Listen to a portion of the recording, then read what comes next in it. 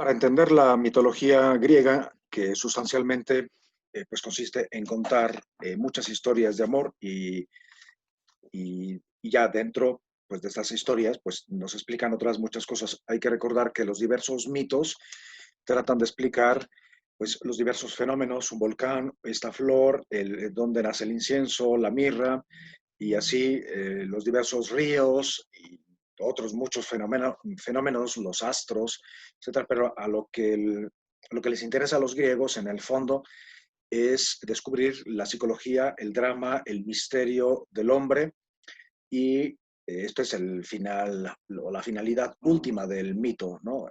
Cuestionarse sobre los verdaderos interrogantes del ser humano, como el destino, la muerte, la vida, la diferencia tan abismal entre hombres y mujeres, la posesión obsesiva que siempre tienen los hombres en la relación, por un lado, que la buscan, y por otro lado, las formas femeninas que son de más acogida, pero también pues ese poder femenino que consiste en pues pensar que van a cambiar y que de alguna manera también van a poseer o dominar al hombre.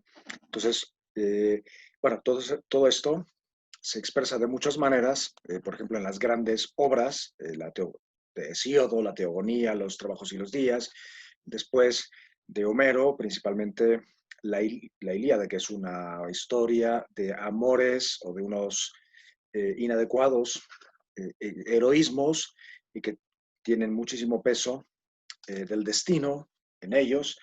Y después vendrá la Odisea, que es una historia sustancialmente del matrimonio, el matrimonio que tarda 20 años en encontrarse. Y no necesariamente porque esté viajando fuera de casa, sino porque muchas veces el hombre y la mujer están tan aislados, tan ausentes el uno del otro, que se tarda, al menos ahí se tarda 20 años en llegar al otro. Muy bien, pero en el interín están muchas historias de amor que ya después serán recogidas en otros relatos, por ejemplo, sobre todo la Metamorfosis de Ovidio, que es pues vamos a ver ahorita algunas historias que vienen en la Metamorfosis de Ovidio, que es una gran intuición, lo que le da el título a este libro, eh, que es el amor, parece que es metamorfosis. Entonces, la metodología pues siempre es contar o revisar algunas historias para tratar después de ordenar los conceptos y sacar algunas conclusiones o enseñanzas que nos dejan para la vida concreta nuestra. Eh, bueno, pues vamos a ver algunas de las historias, eh, sabiendo que la mitología griega, pues, y en general la cultura griega, que después será ordenada en forma de filosofía, donde se buscará el arjé, y ya, se tratará de explicar, se tratará de poner junto el drama del devenir humano con el, el tema del ser, y esto pues lo harán Heráclito, Parménides, Aristóteles, Sócrates, pues será más bien un filósofo de lo interior, de esos que se replican sobre sí mismos, porque está convencido de que los problemas y el fin del conocimiento humano no son las cosas, sino conocerse a sí mismo. Muy bien, pues vamos entonces a ver algunas de estas historias de la metamorfosis. Metamorfosis significa ir cambiando de forma y es entendida, ya desde ahorita hay que adelantarlo, de dos maneras. Una metamorfosis pasiva, o sea, que te cambia, o sea, el enamoramiento es metamorfosis, eso es absolutamente evidente, y una metamorfosis activa que se refiere a lo que la persona hace con ese cambio que ha realizado el otro en mí y que, como dicen la mayoría de los autores, ese cambio es voluntario, por tanto es más o menos consciente, más o menos libre, porque el hombre es relativamente libre, y es también un cambio que sustancialmente consiste en las virtudes, en ponerse en marcha y pues cultivar el propio jardín, y así otras muchas imágenes para decir que hay que cambiarse a sí mismo, si no, como veremos en muchas historias, la relación pues es fugaz, durará muy poco o será una falsa relación de posesión, una falsa relación amorosa, de dependencia, etcétera. Bueno, de Apolo y Dafne ya dijimos algunas, pues bueno, ya todo el mundo sabe un poquito de qué se trata la historia. Apolo que derrota a Pitón, que es esta serpiente enorme, y pues orgulloso mira ahí al lado que está pasando Eros y se burla de esa flecha tan pequeña y ridículo, arco. Entonces Eros, en cuanto Apolo se da la vuelta, lo flecha con una flecha dorada, que son las flechas del amor, y, y pasará una muchacha por ahí que es Dafne, a la cual flechará con una punta de plomo que es eh, pues el metal para acabar el amor o para no caer en el amor o para terminar con el amor. Entonces, pues viene todo el acoso de Apolo hacia Dafne, que ya pues harta y no soporta, tiene que refugiarse en su padre y su padre, que es un río muy importante, Tesalia, termina por convertirla para salvarla, la convierte en un laurel. El laurel, como sabemos, es el árbol que significa la eternidad. Por tanto, la desembocadura de esta pequeña historia es que ella prefiere ser eterna, y ya después se sacarán muchas enseñanzas de esto, ¿no? Que hay que enseñar que a las muchachas, sobre todo que es a quienes está dirigida esta historia, que la castidad es recompensada con la gloria inmortal. Eh, Tiene otros significados y es pues esa petrificación, esa transformación en algo inferior al hombre con tal de no ser acosado. Es decir, la persona no se casa, o en este caso la motivación para no casarse es el acoso y prefiere conservar su eternidad, por así decirlo, a través de las hojas, o bueno, de convertirse en un laurel. Siringa, que es una ninfa a la que Pan, se acuerdan que Pan es el dios que vive en los bosques, de ahí viene Pánico, es originario de Banias, y pues es un dios bastante fuerte sexualmente, eh, y está mitad animalizado. Esto es muy común en la mitología griega, que hay personajes como las sirenas que aparecerán después, y otros animales, otros hombres o mujeres que tienen la mitad del cuerpo animalizada.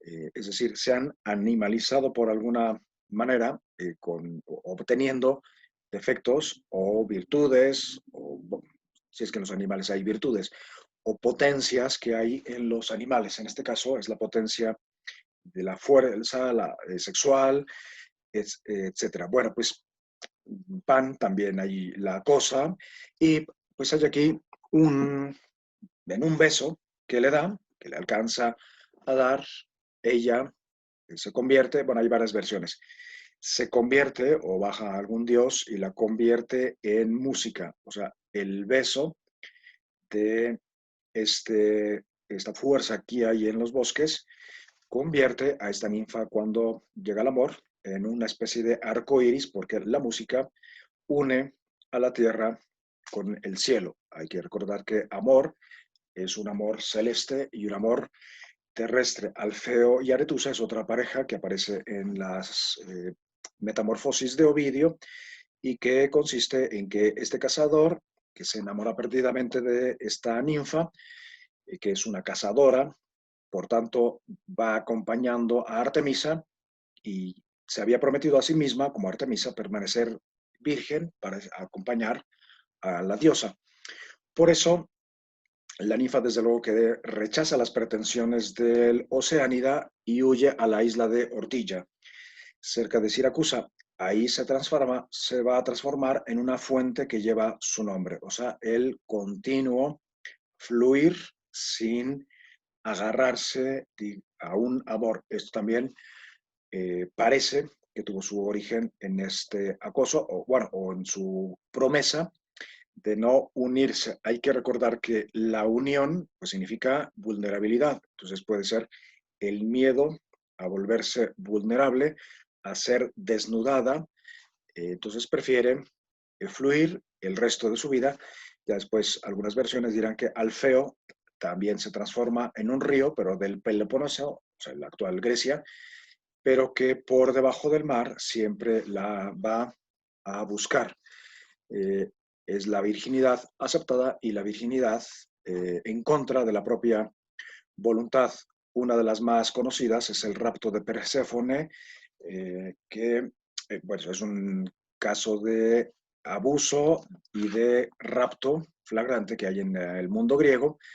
Como un animal inocente, Perséfone se siente una víctima de la carne. Ella es abandonada por sus compañeras que están recogiendo flores pues en el campo.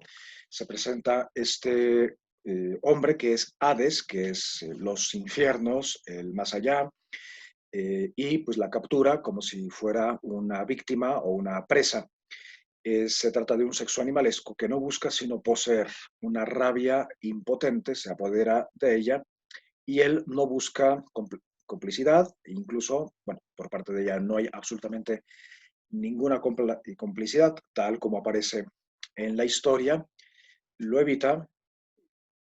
Sin embargo, él, a pesar de la dulzura de ella, pues no reconoce en ella una persona, sino simplemente una carne más para su pasión instinto, su pasión de dominio, su pasión de conquista, que esto es muy común pues en un hombre que no ha sido formado en el amor. Una persona, bueno, esto se ve, por ejemplo, en muchos casos y cada vez más en los que la pobreza del lenguaje pues reduce las relaciones, el lenguaje y los propios sentimientos a poquísimas palabras. Y hay que recordar que una persona cuando conoce pocas palabras, pues mm, piensa pues solamente en esas palabras. O sea, la amplitud o pequeñez del lenguaje es amplitud o pequeñez del pensamiento. Por eso todas estas cascadas de canciones que no salen de 4 o 5 palabras y que además pues, se refieren simplemente y únicamente al sexo, pues van reduciendo el cerebro de las personas a muy pocos pensamientos. O sea, es inútil pensar que una persona que no habla más de 100 palabras pueda tener más de 100 pensamientos. ¿No? Esto es absolutamente evidente también.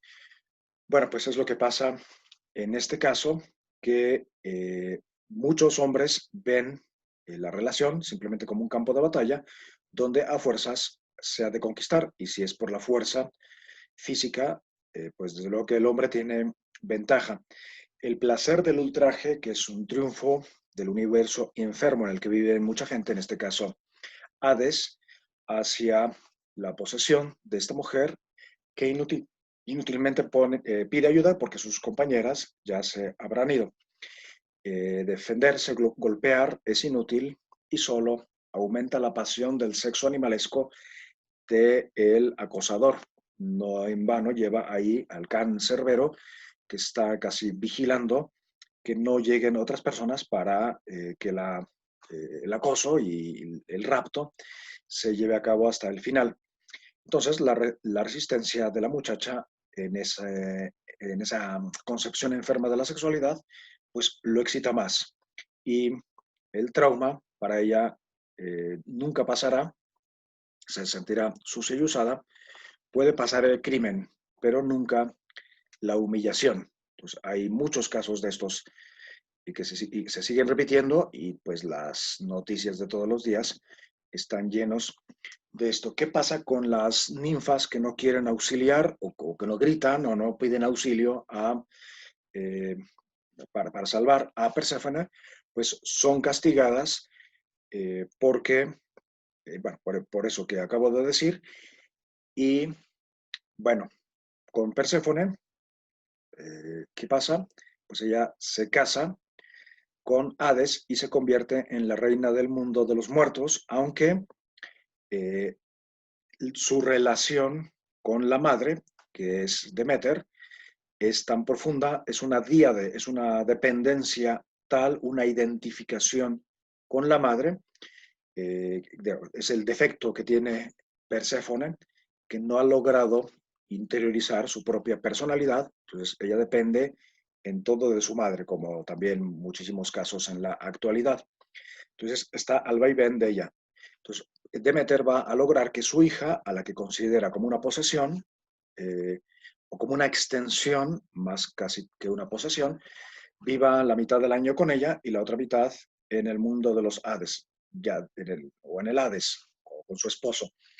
Ya después vamos a descubrir que Perséfone se hace amigo de las horas y entre ellas, entre todas, van a tratar de cultivar o educar o criar a un muchacho, el más bello de todos, porque están esperando que crezca para abusar de él, que es Adonis. Entonces, como no se ponen de acuerdo, como buenas mujeres que suben y bajan, el pobre Adonis, o sea, han quedado que se lo van a turnar, pero después se acuerdan, lo extrañan y pues faltan a ese acuerdo y pues es un vaivén de este pobre niño en manos de todas estas mujeres que se lo piden prestado, se lo prestan, discuten, etcétera. Y eso va a después también a influir en el cambio de las estaciones, porque acuérdense que eh, Perséfone, que es de alguna manera la que rige la humedad y la sequedad de la tierra, al estar la mitad con su madre y la otra mitad del tiempo o del año con su esposo, eh, pues es lo que rige, no, la época de las lluvias y la época del estío. Pero si se junta con estas otras amigas y está subiendo y bajando, pues las estaciones se van a alterar. Este ya sería como la aplicación o la explicación de por qué las estaciones no son exactas, sino que pues, cada año parecen cambiar un poco. Y ya esto era un fenómeno desde aquella época y desde siempre. Solo que bueno, ahora con la contaminación lo hemos aumentado. Eh, bueno, las ninfas son convertidas en sirenas. ¿Y qué son las sirenas? Las sirenas son eh, personajes femeninos, también existe la versión masculina, eh, pero se convierten en seres sumamente atractivos, seductores, por su belleza física, pero como están flotando, bueno, están en el mar, no se les ve la parte de abajo, que es totalmente animalizada, es, pues no es más que una cola escamosa que tienen en lugar de piernas, son vírgenes porque no tienen, digamos, los órganos femeninos, entonces seducen pero sin seducir, o sea, o seducen pero no se puede llevar a cabo con ellas el sexo, sino más bien son personajes totalmente, eh, digamos, malignos que atrapan a los marineros y los ahogan. Y también, pues, está el otro lado, del que los hombres muchas veces se dejan seducir simplemente por el sexo y terminan en todo lo contrario, menos en sexo, ¿no? Basta ponerle caso, por ejemplo, de la pornografía, que tiene de todo menos sexo, o también la misma prostitución tiene de todo menos sexo. O sea, el sexo en los seres humanos no es algo animal, sino algo de interioridad, de desnudarse, de mostrarse, de iluminar al otro con la propia desnudez y ser iluminado. Entonces, la desnudez es uno de los temas fundamentales aquí. La desnudez, la orilla, el río, son temas que después habrá que profundizar. Narciso es hijo de Euríope y del río, perdón, Cefiso. Bueno, Tiresias, que es un sacerdote adivino, que se quedó, bueno, lo dejaron ciego por una serie de eh, faltas que cometió. Era hombre y después se convierte en mujer, entonces conoce el lenguaje de los dos sexos. Entonces es un personaje que aparecerá en muchas historias. Por ejemplo, bueno, aparecerá en Edipo. Bueno, pues este señor predijo, porque veía el futuro, era un adivino, predice a su madre que sería desdichado si llegaba a conocer a su padre. O sea, o si llegaba a conocerse a través de su padre. Aquí tenemos otra de las figuras bastante tormentosas, porque ¿qué significa conocer a su padre? Pues verse en el agua del río. Hay que recordar que el padre, siendo un río, eh, pues está esta profecía. Siendo un río, pues tiene la cualidad de que el hijo puede mirarse en él, pues este no puede mirarse en el padre, que es otra de las grandes eh, cuestiones o carencias afectivas y psicológicas que hay en muchos seres humanos, que, bueno, aparecerán también otras muchas historias donde las personas, sobre todo los hijos, estarán obsesionados por conocer a su padre porque sus madres se los han ocultado.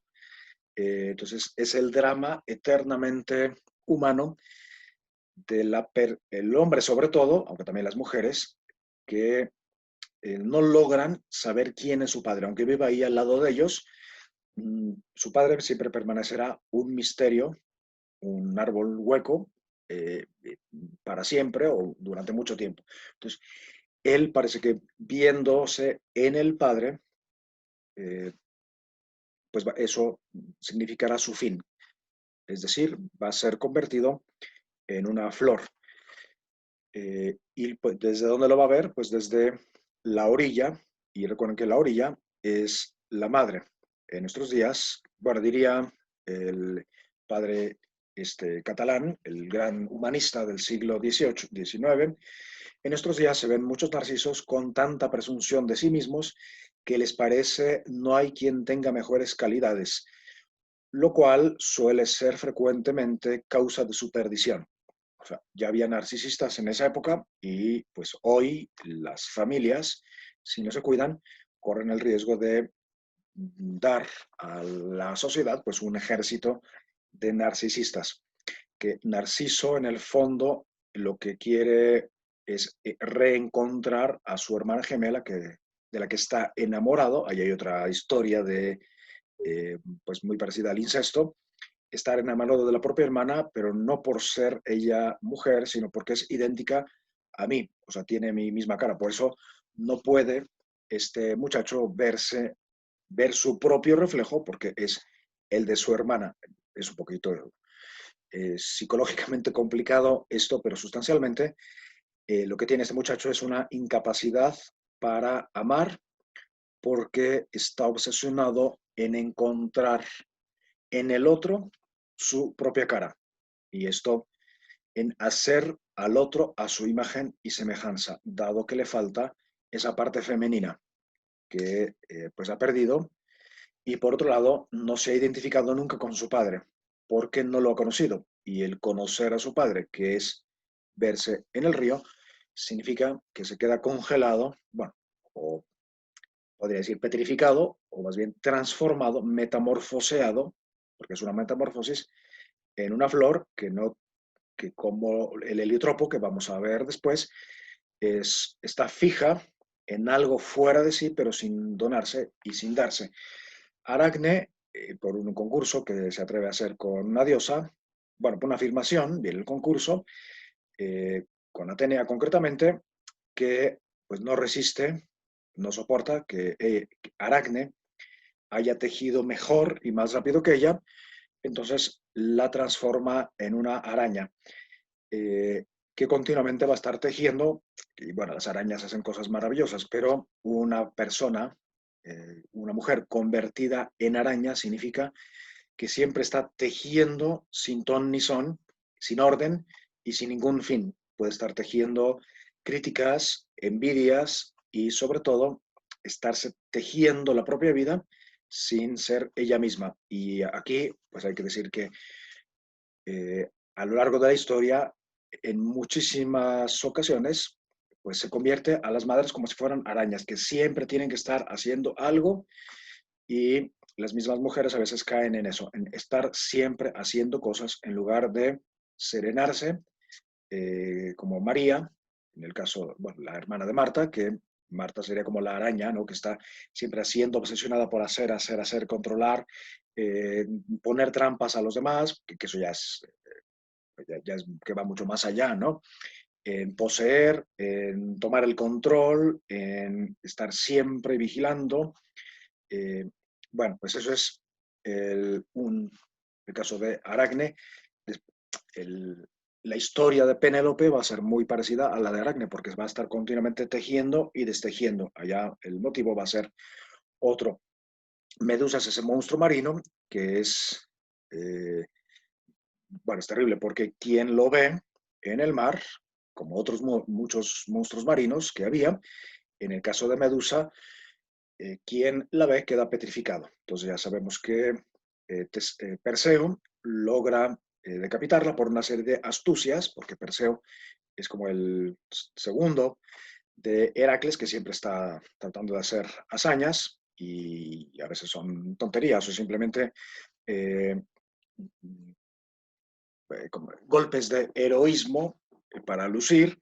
En otras ocasiones son verdaderos y más profundos heroísmos. El caso es que eh, queda petrificado quien la ve. De hecho, Perseo en muchas ocasiones la va a llevar a una especie de costal y pues la va a sacar en el momento más oportuno, petrificando, por ejemplo, cuando el tío de Andrómeda eh, pues entabla toda una batalla contra él porque quiere quedarse con su sobrina, que está prometida con el tío. Entonces, a última hora saca Perseo la cabeza de Medusa que lleva ahí guardada y pues todo el ejército del tío de Andrómeda queda petrificado, con lo cual Perseo ya puede casarse y llevarse a Andrómeda.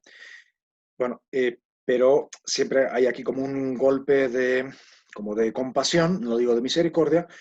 La sangre que cae al mar, la sangre de Medusa, pues obviamente también se petrifica y queda convertida en coral. ¿Y qué van a hacer las mujeres? Las mujeres van a hacer con ese coral unos collares maravillosos con los cuales petrificarán a los hombres, ¿no? Porque el coral pues exalta la belleza de por sí ya de las mujeres eh, y a veces por la avaricia de los hombres también. El caso de Hermafrodita, que es pues el fruto de una relación entre Hermes y Afrodita. Hermes hay que recordar que es ese dios que protege los matrimonios, que ayuda a Himeneo, que es propiamente el patrono, por así decir, de los matrimonios, pero bueno, se une con Afrodita y da origen a este muchacho que a los 15 años es descubierto por sus compañeros y compañeritas que se están bañando. Eh, y bueno, pues es una constatación de ese fenómeno que es absolutamente biológico, que se da, que es excepcional, pero que es el caso del hermafroditismo. Los griegos lo quieren explicar así, como la unión entre Hermes y Afrodita, el dios mensajero y la diosa belleza, amor, sensualidad, la feminidad, para concluir. Eh, la virtud, pues es que a la que nos empuja es que hay que comprender los dos lenguajes sin fusión. Aquí, más allá de lo biológico, lo que está diciendo es que hay personas que conciben la relación como una función, como una fusión, fundirse con el otro para siempre. Y esto pues no tiene más que algo de enfermizo, porque en toda fusión siempre hay uno que queda anulado. O sea, no es posible la fusión. De hecho, el romanticismo está muy cargado de esa concepción de fusión. Cuando estemos juntos, cuando nos casemos, vamos a ser perfectos, nos vamos a fundir, nos vamos a ir a una isla, bueno, y no hay nada más ajeno a la realidad y más banal y mentiroso que creer en la fusión. Ni siquiera es posible la fusión de los cuerpos. Entonces, hermafrodita responde o significaría la eterna ilusión vana de los hombres, de hombres y mujeres, lógicamente, de creer que es posible la fusión. Los hombres poseyendo y las mujeres dominando. o simplemente con sueños pues de todo tipo, ¿no? Sueños románticos, como digo, y otros. Bueno, la fusión es imposible antropológicamente por donde lo veamos. Ya después, algunos moralistas van a decir que Ovidio lo que nos quiere decir que es que por el baño que nos manifiesta el deleite, eso es lo que afeminiza o afemina a los hombres. Eh, en algunas épocas de la historia se creía que cuando los hombres se bañaban juntos, por ejemplo en los famosos baños, en los gimnasios, etcétera, eso traía como consecuencia el afeminamiento de los hombres y por eso no había que bañarse. De hecho, de ahí viene mucho de la tradición de no bañarse, porque el baño siempre ha sido una cosa eh, comunitaria. Raramente ha sido una cosa individual. Eh, bueno, otra de las grandes historias que aparecen ahí es la historia de Pigmalión. Es un excelente artista que pues, elabora una escultura de mármol de la que poco a poco se va enamorando y al final le pide a los dioses que le concedan que al menos por un momento ella se vuelva real. El caso es que ella, pues muy lentamente, y la historia lo explica de manera muy bonita, lentamente comienza a tomar un poquito de calor, movimiento, y efectivamente se convierte en una bellísima mujer, tal como él la había soñado y la había proyectado, la había dibujado y la había ya hecho en la realidad en el mármol. Bueno, pues esta es otra de las manías que pueden aparecer en muchas personas, es querer moldear a la otra persona a tu gusto, a tu semejanza, según tus sueños, por parte de los hombres, que es la posesión. Por parte de las mujeres, imagínense que aquí en este caso sería la escultora, ella, y él, la figura esculpida, esa creencia falsa de que las mujeres o la relación puede transformar al hombre. El hombre no se cambia. O sea, no se cambia si no quiere él. Una mujer no puede cambiar nunca al hombre. Esa es una de las grandes ilusiones que lleva, yo creo que desde el inicio de la humanidad. Posesión, dependencia, para hacer que el otro sea a mi imagen y mi semejanza, o al menos como yo quiero que sea. Y bueno, sin respetar su absoluta individualidad, su absoluta irrepetibilidad. En algunas de estas historias aparece de vez en cuando como Cronos baja y le corta las alas a Eros. Hay que acordarnos que Eros da origen a Pteros, que es alas, o sea, hay un amor terrestre y un amor con alas, un amor celeste. Entonces, cortarle las alas a Eros no solo significa, bueno, por parte de Cronos, que es el tiempo, no significa, no solo significa que el amor, cuando no tiene alas, pues dura poco, o sea, se refiere al enamoramiento. El enamoramiento puede durar desde 3 días hasta 3 años, porque baja Cronos y le corta las alas.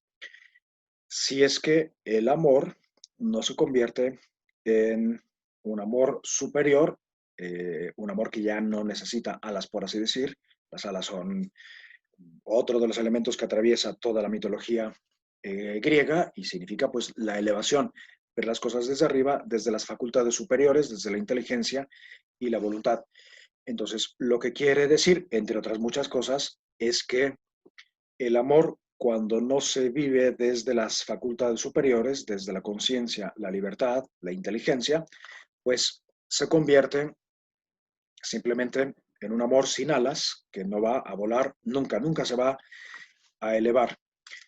Eh, Junto con esa, pues está otro de las obsesiones de Apolo y Leucótoe. Esta, pues era una muchacha que tenía una hermana, son hijas ambas de Órcamo. Ok, ella amaba a Apolo, aunque, eh, mm, bueno, la historia es un poco ambigua. Ella lo amaba, pero no porque supiera que era Apolo al inicio. O sea, ella estaba enamorada de Apolo y soñaba con algún día encontrarse con Apolo. Pues Apolo se le presenta en forma de su propia madre. Entonces aquí tenemos otra de las grandes manías o formas que aparecen a lo largo de toda la historia, que queremos ver en el otro a nuestra propia madre o al propio padre, o que queremos tratarlo como si uno fuera la madre o el padre del otro. Esto es más común en las mujeres que en los hombres. En los hombres, pues es fácil también eh, pues dejarse llevar por esa relación que en muchas mujeres lo ven como el hijo al que cuidar, lo ven como un inmaduro, de hecho muchas veces efectivamente lo es y se quedan cortas las mujeres. Es más fácil porque así la mujer hace todo y él pues se comporta como se ha comportado en su casa, o sea, como un perfecto inútil que nunca ha levantado un plato ni ido por la compra, etcétera. Entonces, todo esto está metido aquí. Bueno, esta mujer que por lo que dice la historia es bastante sincera, bueno, pues tiene esos tratos eh, con Apolo, porque claro, tiene una hermana envidiosa y además chismosa. Bueno, normalmente la envidia y el chisme vienen siempre juntos. eh, y la adulación también, una persona que siempre te está adulando, pues seguramente habla mal de ti apenas te das la vuelta. Bueno, pues ¿cómo desemboca esta historia? Pues que la hermana de esta muchacha le cuenta a su padre cómo su hermana está viendo a Apolo. Órcamo pues simplemente coge un hacha y en lugar de dialogar, siempre que esto también es muy común, los padres en lugar de platicar, pues matan a los hijos, como es el caso de Mirra, porque es mucho más fácil matar al otro. O en la Biblia también hay alguna historia, ¿no? El hombre que mata a su hija porque es más fácil eso que sacrificarse a sí mismo. Pues aquí, ¿cómo se acaban los problemas? Pues matando al hijo. Hay muchas formas de matar al hijo. Con la ignorancia, el abandono, el ninguneo, el darle poca importancia a lo que dice. O sea, son muchas formas psicológicas de matar. No es solo físicamente. Ya físicamente es el colmo y también se dan esos casos. Bueno, pues Órcamo mata a la hija y la otra pues morirá también poco tiempo después. Ella se convertirá, Leucótoe, se convertirá en un árbol que, como lo dice el nombre, leucos en griego significa blanco, dará una sustancia blanca con la cual se hará el incienso. O sea, Apolo lamenta la muerte de esta muchacha, que de hecho en parte es por su culpa, por haberse disfrazado de su madre, pero al menos logra que la conviertan en el árbol de incienso. En cambio, la hermana, solita, sin que nadie le haga nada, se convertirá en un heliotropo. El heliotropo puede ser el girasol, o sea, estará eternamente contemplando a Apolo, que es el sol, pero nunca podrá tener con él una relación. Es lo que da la envidia y eh, el chismorreo. Eh, Hay una planta, que es la planta del árnica, a la que muchas veces se le ha llamado por tornasol o eh, heliotropo, porque va siguiendo el sol. Pero al menos, aunque es amarga, te puede calmar las heridas y los dolores. Hefesto, o sea, hay que recordar que Hefesto era ese dios feo que vive, Vulcano en latín, que vive en los Avernos labrando los metales.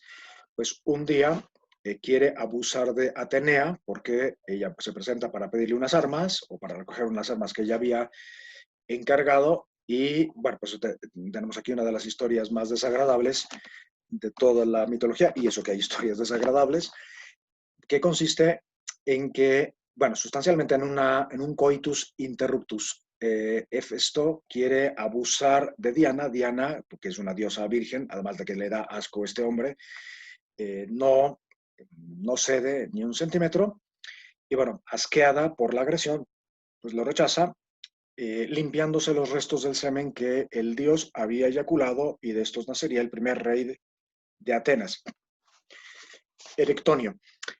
Es decir, en la animalidad y en la brutalidad, como muchas veces pasa en los hombres, está tan obsesionado por el placer sexual que sucede esto, que ni siquiera es una eyaculación, bueno, sería como una eyaculación, ni siquiera llega a un coitus interruptus, pero aquí, ya pasada esta bajeza, porque bueno, pues esto se da en los seres humanos, pasado este momento tan desagradable, pues resulta que el semen, como es la creencia de la antigüedad, pues es fecundo por sí mismo. En este caso no necesita eh, la participación de la mujer y da origen al primer rey de Atenas.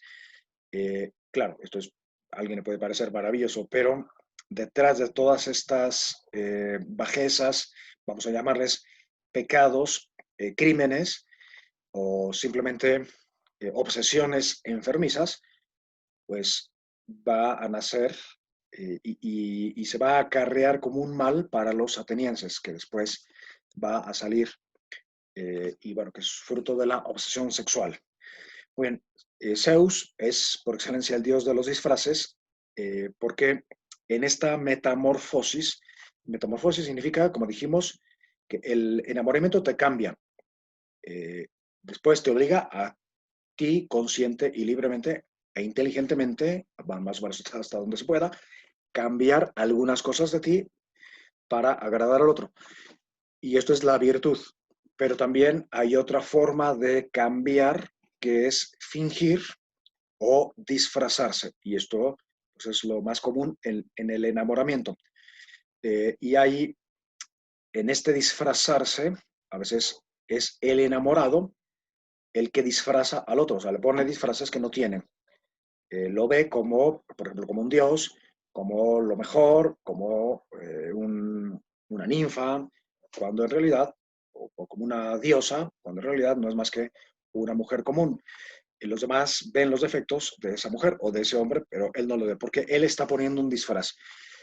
Y otra manía, otro manía significa locura, por eso yo pronuncio tantas veces esta palabra, porque todos tenemos algo de manía, y la manía, que es hija de la noche, Tenix, se manifiesta principalmente en los sueños. Por eso tenemos tantos sueños, y que antes de interpretar los sueños hay que pues, simplemente dejarse o saber que pues es el lado donde desbocamos un poco nuestra parte de locura. Ya después llega el día y más o menos nos desperezamos en la mañana, nos vamos acudiendo la locura y pues entramos también más o menos en el mundo de la razón. Esto es otro de las convicciones de los griegos, que lo vamos a ver con la relación entre psique y eros. Bueno, este dios de los disfraces se enamora con tal de conquistar, seducir y usar sexualmente a sus víctimas. En muy rarísimos casos se va a enamorar verdaderamente.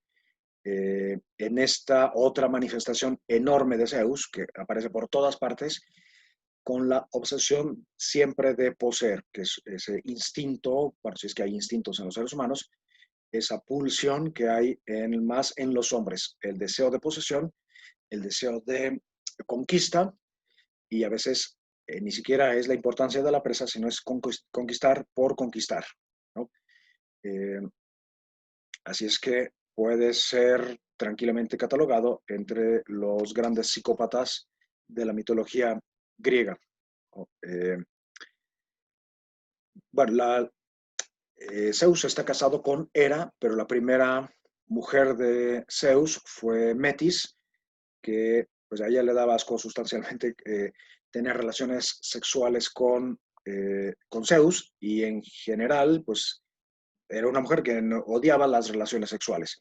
O sea, solamente le gustaba ser amada, pero no llegar a la relación sexual. Y pues, como con nadie, no quiere tampoco unirse con Zeus. Obliga a Zeus a la violencia, la toma, bueno, es lo que dice la historia, o sea, lo lleva al extremo de la violencia y se la come eh, ante la profecía de que el hijo lo destronaría. O sea, él la obliga a tener esa relación sexual, ella queda embarazada, pero escucha que el hijo de esta mujer, Metis, lo iba a destronar, como él acababa de, o ya había destronado a Cronos, y Cronos había destronado a Uranos, es decir, el miedo terrorífico a que el hijo te destrone. Y pues esa es la cosa más natural, porque el, la vida de los seres humanos, a diferencia de los animales, está hecha a base de generaciones. Entonces, aquí es el padre que no quiere promover al hijo porque él interpreta esto como un destronamiento.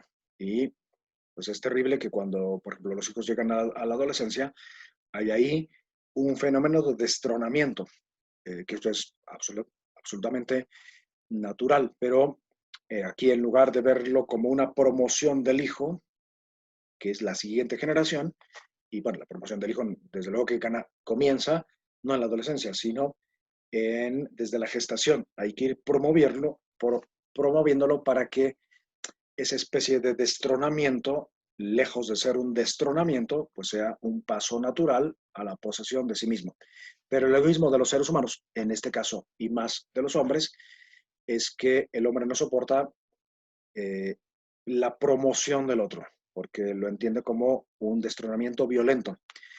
Bueno, pues el caso es que se le hinchan tanto la, la, la cabeza y el estómago que pues anda por todas partes buscando medicinas, va con Esculapio, el rey, el dios de medicina. Bueno, el caso es que no se le va el dolor de cabeza hasta que Hefesto dice, yo voy a hacer un hacha y con esto vamos a acabar con el dolor de cabeza, que además ya le debía varias a Zeus, que es su padre, entre comillas, que en realidad no es su padre, pero así lo presentan. Le da un hachazo en la cabeza, se la parte en dos y nace Atenea. Aquí hay otra metamorfosis. Ese dolor de cabeza que ha sido interpretado como la soledad, la falta de la mujer es como un gran dolor de cabeza y del vientre en el hombre, hasta que se rompe la cabeza y surge lo que él en el fondo tenía en la cabeza, que es la mujer. En este caso, o la diosa que sale de aquí, es Atenea. Atenea es la diosa sabiduría que nace, como siempre, en la adultez. Por eso nace ya adulta, no es gestada así en el seno de la madre, sino que, como siempre sucede, es la adultez la que te da la sabiduría y no la adolescencia ni la niñez. Esto en la infinita mayoría de los casos. Es también el cálculo, la estrategia y no se mancha con amores.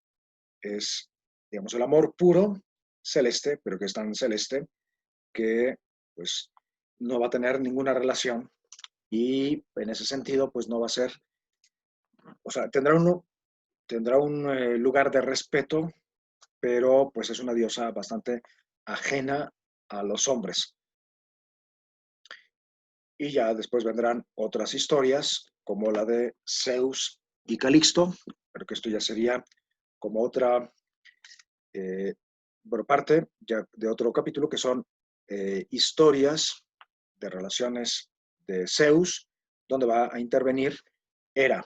Hera es la esposa de Zeus, y esto ya nos lleva al tema del matrimonio, que sería pues otra conferencia, otra cápsula, eh, porque ya entramos en una relación estable y como en las relaciones estables muchas veces se dan enamoramientos, amoríos, distracciones y cómo reacciona la pareja y cómo debe reaccionar más bien, que es lo que trata de decirnos estas historias. Bueno, pues espero no haber sido demasiado monótono porque he estado tratando de armonizar la obra de arte que les estoy poniendo con alguna enseñanza y con el respeto de la historia tal como la presentan las metamorfosis.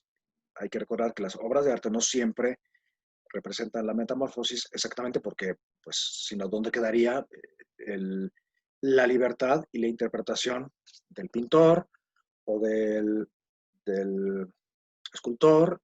En fin, bueno, pues espero que hayamos disfrutado, descubierto y que esto nos haya llevado también a descubrir la profundidad psicológica y el mundo laberíntico que vivimos los seres humanos en el campo de la sexualidad, de los deseos, del amor y que requieren una metamorfosis que se logra solamente ascendiendo a